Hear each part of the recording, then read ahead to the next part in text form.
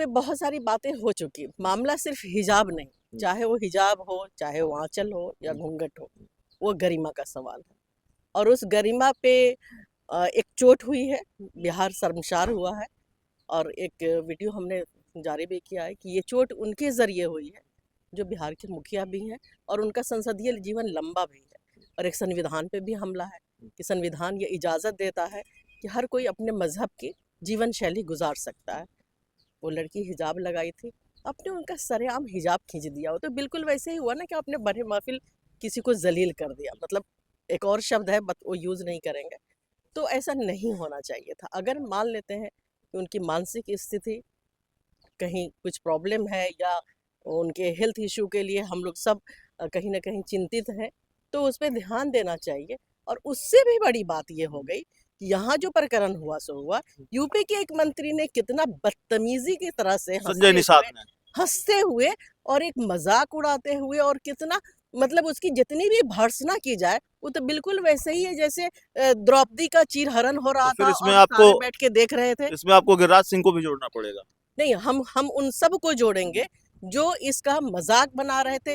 गिरिराज सिंह का बयान उतना खराब नहीं है जितना खराब उन निषाद जी, जो निषाद जी हैं, जो यूपी के मंत्री हैं, उन्होंने संजय निषाद, उन्होंने जो बोला है तो बिल्कुल वैसे ही है जैसे द्रौपदी का चीरहरण हो रहा था और सारी महफिल बैठ के हंस रही थी। उसका अंजाम क्या हुआ था? महाभारत। ये तो आप अध्यक्ष जी अभी आ गए हैं, आप उनसे पूछ लीजिएगा, ज्यादा बेहतर जवाब दे देंगे। तो इसलिए अभी तो हमें नहीं लगता कि गठबंधन का कोई इश्यू भी है, क्योंकि अभी तो दोनों ही पार्टियों को अपने अपने स्तर पे अपने संगठन को मजबूत और धारदार बनाने की जरूरत है, जिसमें हमको लगता है कि वो भी लगे होंगे और हम लोग भी लगे होंगे।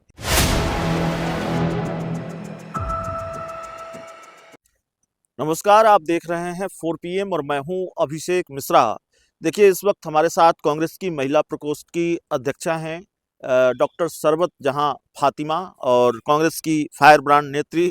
जिस तरह से हाल के दिनों में इनके बयान, इनके इंटरव्यू सामने आते रहे हैं, तो मैडम, जो सबसे पहला सवाल है वो सवाल है कांग्रेस को लेकर ही सवाल है, कांग्रेस आरजेडी के गठबंधन को लेकर सवाल है। इस वक्त कांग्रेस और आरजेडी का गठबंधन है या नहीं है? ये तो आप अध्यक्ष जी अभी आ गए हैं, आप उनसे पूछ लीजिएगा, ज्यादा बेहतर जवाब दे देंगे। तो इसलिए अभी तो हमें नहीं लगता कि गठबंधन का कोई इश्यू भी है, क्योंकि अभी तो दोनों ही पार्टियों को अपने अपने स्तर पे अपने संगठन को मजबूत और धारदार बनाने की जरूरत है, जिसमें हमको लगता है कि वो भी लगे होंगे और हम लोग भी लगे होंगे। हिजाब प्रकरण को लेकर क्या बोलेंगे नीतीश कुमार? देखिए, उस पे बहुत सारी बातें हो चुकी। मामला सिर्फ हिजाब नहीं, चाहे वो हिजाब हो, चाहे वो आंचल हो या घूंघट हो, वो गरिमा का सवाल है। और उस गरिमा पे एक चोट हुई है, बिहार शर्मसार हुआ है। और एक वीडियो हमने जारी भी किया है कि ये चोट उनके ज़रिए हुई है जो बिहार के मुखिया भी हैं और उनका संसदीय जीवन लंबा भी है। और एक संविधान पे भी हमला है कि संविधान ये इजाज़त देता है कि हर कोई अपने मज़हब की जीवन शैली गुजार सकता है। वो लड़की हिजाब लगाई थी, आपने उनका सरेआम हिजाब खींच दिया। वो तो बिल्कुल वैसे ही हुआ ना कि आपने बड़े महफिल किसी को जलील कर दिया। मतलब एक और शब्द है, बट वो यूज़ नहीं करेंगे।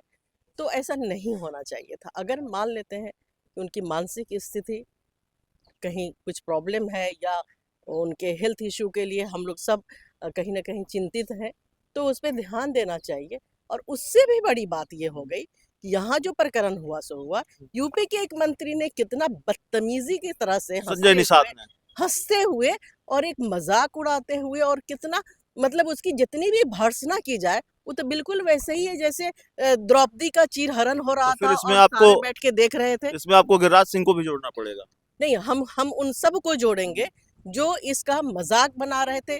गिरिराज सिंह का बयान उतना खराब नहीं है जितना खराब उन निषाद जी, जो निषाद जी हैं, जो यूपी के मंत्री हैं, उन्होंने संजय निषाद, उन्होंने जो बोला है तो बिल्कुल वैसे ही है जैसे द्रौपदी का चीरहरण हो रहा था और सारी महफिल बैठ के हंस रही थी। उसका अंजाम क्या हुआ था?